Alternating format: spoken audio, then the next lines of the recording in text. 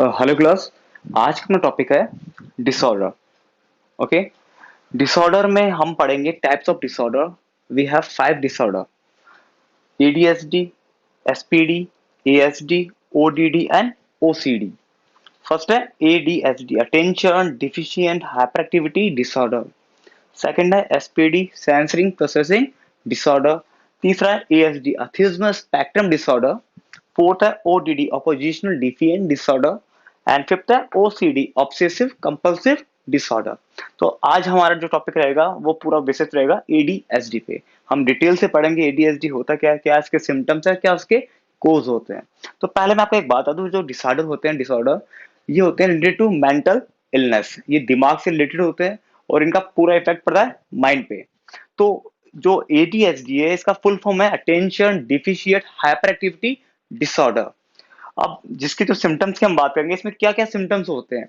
तो एडीएसडी के सिम्टम्स में पहला हमारा सिम्टम्स है फॉरगेट अबाउट डेली एक्टिविटीज। जिन लोगों में एडीएसडी के सिम्टम्स होते हैं वो लोग क्या करते हैं कि अपनी जो रूटीन लाइफ होती है, डेली एक्टिविटीज होती है, वो उसको भूल जाते हैं। वो भूल जाते हैं कि मुझे आज क्या करना है। जो वो प्लानिंग करते हैं वो लोग मोस्टली लिख के रखते हैं, रीजन उनको याद नहीं रह पाता है। वो अपने आप को ऑर्गेनाइज नहीं कर पाते हैं प्रॉपरली। तो अगर आप में ये सिम्टम्स है तो डेफिनेटली आपको एडीएसडी हो सकता है या है। इसी में आपका अगला टॉपिक रहेगा, अगला पॉइंट रहेगा difficulties in organizing routine work. आप अपने रूटीन वर्क को ऑर्गेनाइज करने में बहुत डिफिकल्टी का फेस करते हो, आप उसको ऑर्गेनाइज कर नहीं पाते हो, भूल जाते हो, टेंशन रहती है, डिप्रेशन में रह जाते हो, कई प्रॉब्लम्स को आपको फेस करना होता है। अगला पॉइंट रहेगा इसी में इजिली डिस्ट्रैक्ट। जिन लोगों में एडीएसडी के सिम्टम्स पाए जाते हैं वो लोग बहुत इजिली डिस्ट्रैक्ट हो जाते हैं। उनको डिस्ट्रैक्ट करना कोई बड़ी बात नहीं होती है, इजिली डिस्ट्रैक्ट किया जा सकता है और वो लोग हो भी जाते हैं। अगला है बाउंस व्हेन सिटिंग या बाउंस एट ए प्लेस। ऐसे लोग क्या होते हैं कि बाउंस बहुत ज्यादा करते हैं। जैसे कि मैं एग्जांपल लेता हूँ क्लासरूम का। जिन बच्चों में ये सिम्टम्स होते हैं किसके, एडीएसडी के, attention deficient hyper activity disorder के, वो एक जगह प्रॉब्लली बैठ नहीं पाते हैं। बैठ गए फिर खड़े होंगे फिर बैठेंगे, it mean bounce at a place, अपने एक ही जगह पे बाउंस करते रहते हैं, बैठ नहीं पाते हैं। जैसे आपने क्लासरूम में एग्जांपल देखा होगा, कई बच्चे होते हैं बैठ गए, सर आते टीचर आते खड़े हो जाते हैं फिर बैठ जाते हैं। फिर करेंगे सर मुझे पानी के लिए जाना है, सर मुझे वॉशरूम जाना है, सर मैं उससे नोटबुक ले लूँ, सर मैं उससे पेन ले लूँ, सर उससे कुछ क्वेश्चन सॉल्व करना है, सर टीचर ने बुलाया था, सर प्रिंसिपल ने बुलाया था। तो ये एक्चुअली एग्जांपल्स रहते हैं ऐसे बच्चों के जिनमें एडीएसडी के सिम्टम्स पाए जाते हैं। वो एक जगह प्रॉपर्ली बैठ नहीं पाते हैं, सिटिंग नहीं कर पाते हैं। जैसे घर पे हम देखते हैं, घर में फंक्शन होते हैं, जिन बच्चों में ये चीज होती है एडीएसडी की, वो बैठते नहीं। जैसे हम लोग बैठ के बातें कर रहे होते हैं, गॉसिप चल रहा होता है या टीवी देख रहे होते हैं, तब भी वो बार बार खड़े होंगे, कभी बोलेंगे कि मुझे इचिंग हो रही थी, कभी बोलेंगे मुझे वॉशरूम जाना है, कभी मुझे कुछ खाना है, कभी मुझे यहाँ जाना है, मुझे यहाँ बैठना है, मुझे यहाँ नहीं बैठना, मुझे वहां पे बैठना है। तो ऐसे बच्चे क्या करते हैं, एटमोस्फेयर को डिस्टर्ब करते रहते हैं। वो लोग प्रॉपरली जगह बैठ नहीं सकते। तो यहीं पे अगला पॉइंट रहेगा हमारा रेस्टलेस। ऐसे बच्चे क्या होते हैं, रेस्टलेस होते हैं, वो रेस्ट करते ही नहीं। रेस्टलेस का मतलब होता है उनमें एनर्जी लेवल इतना हाई होता है कि वो उसको जितना यूज करता है वो उतना उनका बढ़ता ही जाता है, कम होता ही नहीं है। यानी कि गेम्स खेल के आएंगे, घर पे आके बैठे, घर पे आके बैठ के फिर गेम्स खेलना शुरू कर दिया, फिर कोई बाहर से आएगा, चलो भाई गेम खेल रहा है क्या, उसके साथ हो जाएंगे।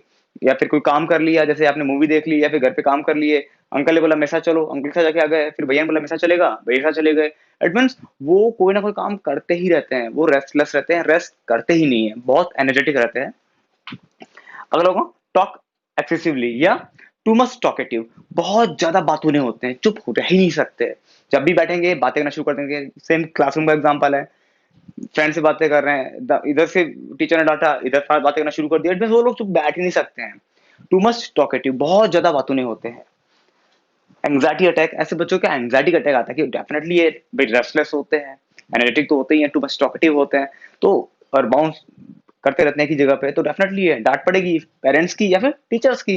तो जब इनको कोई डांट देता है तो ये टेंशन में आ जाते हैं, डिप्रेशन में आ जाते हैं। तो एंजाइटी लोग इनको इजिली पड़ जाता है, इजिली फ्रस्ट्रेट, और बहुत इजिली क्या हो जाते हैं, फ्रस्ट्रेट हो जाते हैं। डेफिनेटली आप इनको डांटोगे तो ये इनका जो एनर्जी लेवल रहता है एकदम से डाउन चल जाता है, ये फ्रस्ट्रेट हो जाते हैं। इन्हीं पॉइंटों में कुछ पॉइंट्स होते हैं जैसे डे ड्रीमर्स। एक्चुअली जिन बच्चों में एडीएसडी होता है वो लोग डे ड्रीमर्स होते हैं, यानी खुली आंखों से सपने देखते हैं। हम लोग तो रात को सो के सपने देखते हैं बंद आंखों से, बट ये लोग खुली आंखों से सपने देखते हैं। क्लासरूम में पढ़ रहे हैं, बैठ गए, टीचर पढ़ा रहा है, पूरा फोकस टीचर की तरफ है कि हाँ स्टूडेंट मेरे को देख रहा है। बट एक्चुअली ये लोग क्या करते हैं, दिन में खुली आंखें से सो जाते हैं, जैसे खुली आंखों से सपने देखते हैं। बॉडी रहेगी क्लासरूम में बट माइंड रहेगा किसी और जगह पे। तो डेफिनेटली ये डे ड्रीमर्स होते हैं। ओके। तो ये सब इनके क्या थे, सिम्टम्स थे ADHD attention deficient hyper activity disorder के। अब बात करते हैं कोजेस के, इनके कौन कौन से कोजेस है, ये क्यों होते हैं, क्या इसका रीजन होता है। तो पहला कोज हम पढ़ेंगे जेनेटिक फैक्टर्स। एक्चुअली जो पेरेंट्स के जो जीन्स होते हैं, जो ट्रांसफर होते हैं, जेनेटिक प्रॉब्लम की वजह से भी एडीएचडी हो सकता है। अगला है ब्रेन इंजरी।